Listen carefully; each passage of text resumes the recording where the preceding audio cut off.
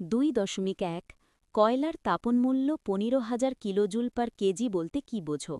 উত্তর, এর অর্থ হল 1 কেজি কয়লা সম্পূর্ণ দহন করলে 15,000 কিলোজুল তাপশক্তি উৎপন্ন হয়। 2.2 সৌরশক্তি ব্যবহারের একটি অসুবিধা উল্লেখ করো। উত্তর, আকাশ মেঘলা থাকলে বা রাত্রে সৌরশক্তি পাওয়া যায় না। এছাড়া সৌরশক্তি উৎপাদনের প্রাথমিক খরচ অনেক বেশি। 2.3 সত্য না মিথ্যা লেখো। অভিকর্ষের বিপরীতেও ব্যাপন হতে পারে। উত্তর, সত্য। গ্যাসের অণুগুলির গতিশক্তির কারণে অভিকর্ষের বিরুদ্ধেও ব্যাপন ঘটে। 2.4 পিভি = nRT সমীকরণ থেকে গ্যাসের ঘনত্বের সমীকরণ লেখো।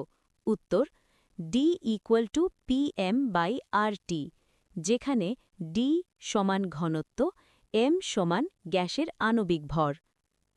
অথবা ফ্যারেনহাইট স্কেলে পরম শূন্য উষ্ণতার মান কত? উত্তর, -459.67 ডিগ্রি ফ্যারেনহাইট বা প্রায় -460 ডিগ্রি ফ্যারেনহাইট। 2.5 তাপ পরিবাহিতাঙ্কের মাত্রীয় সংকেত কি? উত্তর, MLT-3 θ-1। 2.6 কি শর্তে উত্তল লেন্স অবতল লেন্সের মতো আচরণ করে? উত্তর, লেন্সের উপাদানের প্রতিসরাঙ্ক অপেক্ষা পারিপার্শ্বিক মাধ্যমের প্রতিসরাঙ্ক বেশি হলে উত্তল লেন্স অবতল লেন্সের মতো আচরণ করে। 2.7 কোনো মাধ্যমে আলোর বেগ 2 × 10⁸ হলে ওই মাধ্যমের প্রতিসরাঙ্ক কত? উত্তর, 1.5। গণনা μ = c/v = 3 × 10⁸/2 × 10⁸ 1.5। অথবা স্নেলের সূত্রের একটি সীমাবদ্ধতা উল্লেখ করো। উত্তর, আলোকরশ্মি বিভেদ তলে লম্বভাবে আপতিত হলে আপতন কোণ 0 ডিগ্রি হলে স্নেলের সূত্র প্রযোজ্য হয় না। 2.8 বিভব প্রভেদ ও প্রবাহমাত্রার অনুপাতের মাত্রীয় সংকেত কি? উত্তর, ML2T-3I-2, এটি রোধ বা রেজিস্ট্যান্সের মাত্রা। 2.9 জুল পার কুলম্ব কোন ভৌত রাশির একক? উত্তর, তড়িৎ বিভব বা বিভব প্রভেদ, ইলেকট্রিক পোটেনশিয়াল। 2.10 তেজস্ক্রিয় রশ্মি পরমাণুর কোন অংশ থেকে নির্গত হয়? উত্তর, পরমাণুর নিউক্লিয়াস থেকে। অথবা বার্লো চক্রে কোন শক্তি কোন শক্তিতে রূপান্তরিত হয়?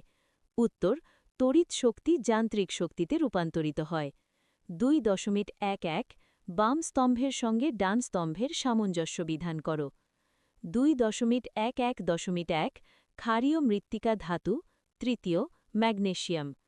2.11.2 ডুরালুমিন, চতুর্থ অ্যালুমিনিয়াম, এটি অ্যালুমিনিয়ামের একটি সংকর ধাতু। 2.11.3 তরল সন্ধিগত মৌল, দ্বিতীয় মার্কারি বা পারদ। 2.11.4 ক্যালামাইন, প্রথম জিঙ্ক, এটি জিঙ্কের আকরিক। অন্যান্য প্রশ্নের উত্তর। 2.12 দৈনন্দিন জীবনে ব্যবহৃত একটি তড়িৎযোজী যৌগের নাম লেখো। খাদ্য লবণ বা সোডিয়াম ক্লোরাইড, NaCl। 2.13 তড়িৎ বিশ্লেষণের সময় অ্যানোডে ও ক্যাথোডে কী ধরনের বিক্রিয়া হয়? উত্তর, অ্যানোডে জারণ, অক্সিডেশন এবং ক্যাথোডে বিজারণ, রিডাকশন বিক্রিয়া হয়। অথবা একটি মৃদু তড়িৎ বিশ্লেষের নাম লেখো। Acetic acid, CH3COOH। 2.14 তড়িৎ বিশ্লেষণে কোন প্রকারের তড়িৎ ব্যবহার করা হয়? উত্তর, সমপ্রবাহ বা ডিসি, ডাইরেক্ট কারেন্ট। 2.15 নেসলার দ্রবণ দ্বারা কোন গ্যাসকে শনাক্ত করা হয়? উত্তর, অ্যামোনিয়া, NH3। 2.16 ক্ষারের সঙ্গে বিক্রিয়ায় H2S দুই প্রকারের লবণ উৎপন্ন করে, যার একটি শমিত লবণ হলে অপরটি কোন প্রকারের লবণ? উত্তর, আম্লিক লবণ, অ্যাসিড সল্ট, যেমন সোডিয়াম বাইসালফাইট বা NaHSO4। 2.17 CH3CH2COOH এর IUPAC নাম লেখো। উত্তর, প্রোপানোইক অ্যাসিড, প্রোপানোইক অ্যাসিড। অথবা ইথানল যৌগটির সংকেত লেখো। CH3CH2OH বা C2H5OH। 2.18 টেট্রাফ্লোরোইথিলিন কোন পলিমারের মনোমার? উত্তর টেফলন বা পলিটেট্রাফ্লোরোইথিলিন PTFE। নমস্কার বন্ধুরা, আজ আমি তোমাদের সাথে একটি খুব গুরুত্বপূর্ণ বিষয় নিয়ে কথা বলবো। আমার প্রাইভেট টিউশনে মোট ১০০ জন স্টুডেন্ট আছে। তার মধ্যে ৫০ জন পড়াশোনায় খুব ভালো, কিন্তু বাকি ৫০ জন একদমই মন দিয়ে পড়তে চায় না। তাদের দিনের ২৪ ঘন্টার মধ্যে ১২ ঘন্টাই খাওয়া আর ঘুমে কেটে যায়। বাকি ১২ ঘন্টার মধ্যে ৮ ঘন্টা তারা মোবাইল, ইনস্টাগ্রাম, ইউটিউব এইসবে টাইম পাস করে দিন শেষ করে দেয়। আর বাবা মাকে দেখানোর জন্য মাত্র ৪ ঘন্টা বই খুলে বসে থাকে। আমার কাছে যারা পড়ে তারা আমাকে পারিশ্রমিক দেয়, তাই আমার কর্তব্য হলো তাদের প্রত্যেককে মাধ্যমিকে পাশ করানো এবং একটা ভালো রেজাল্ট করিয়ে দেওয়া। এদের কথা অনেক ভাবার পর এবং অনেক বুদ্ধি খাটিয়ে আমি একটা সিদ্ধান্ত নিয়েছি। আমি দেখলাম এই স্টুডেন্টরা মোবাইলে গান শোনে, ইনস্টাগ্রাম দেখে, ফ্রি ফায়ার খেলে বা গেম দেখে সময় কাটায়। তাই আমি গত ৩ মাস অনেক মেহনত করে তোমাদের জন্য সব কটি বইয়ের, মানে ৭ থেকে ৮টি বইয়ের প্রত্যেকটিকে অডিও বুকে রূপান্তর করেছি। আমি সম্প্রতি আমার অফলাইন স্টুডেন্টদের এগুলো দিয়েছি এবং তাদের বলেছি একটা হেডফোন কিনে নিতে। কেন এই অডিও বুক? বিজ্ঞানীদের রিসার্চ অনুযায়ী আমাদের মস্তিষ্ক পড়ার চেয়ে শুনে বেশি মনে রাখতে পারে। তোমরা দেখবে অনেক স্টুডেন্ট আছে যারা শিক্ষকের কথা মন দিয়ে শুনেই পড়া মুখস্থ করে ফেলে। আমার নির্দেশ হলো খেতে বসে, পড়তে বসে, ঘুরতে গিয়ে বা যখনই হাতে মোবাইল নেবে তখনই ১ মাস মন দিয়ে এই অডিও বুকগুলো শুনবে। আমি ৯০% গ্যারেন্টি দিচ্ছি, এগুলো শুনলে টপার হতে না পারলেও পাশের চেয়ে অনেক বেশি নম্বর তোমরা নিশ্চিতভাবে তুলবে। আমার স্টুডেন্টরা এগুলো পেয়ে খুব খুশি এবং তারা আমাকে টপার হওয়ার চ্যালেঞ্জও দিয়েছে। অনলাইন স্টুডেন্টদের জন্য সুযোগ। আমার অনলাইনে থাকা স্টুডেন্টদের মধ্যে আমি আরও ৫০ জনকে এই অডিও বুকগুলো দিতে পারি।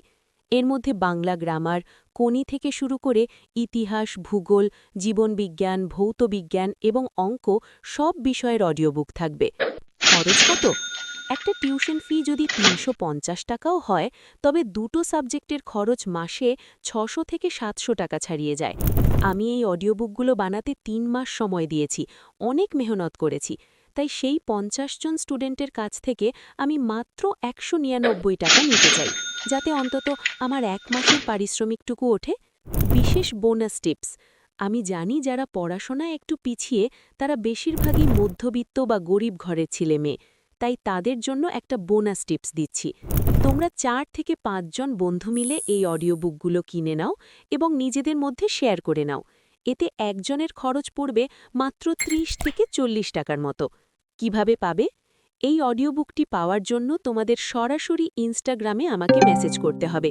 মেসেজে অবশ্যই তোমার নাম এবং তুমি টেস্ট পরীক্ষায় কত নম্বর পেয়েছিলে তা জানাতে হবে। আমি যদি দেখি তোমার মার্কস অ্যাভারেজ, তবে অবশ্যই তোমাকে এই অডিও বুকটি দেব। শেষ কথা, তাহলে বন্ধুরা আর দেরি কেন? তোমাদের মাধ্যমিক পরীক্ষা আসছে, এই সুযোগ হাতছাড়া করো না। অডিও বুক শোনো, ভালো রেজাল্ট করো এবং তোমার স্বপ্ন পূরণ করো। শুভকামনা রইল তোমাদের সবার জন্য। ধন্যবাদ।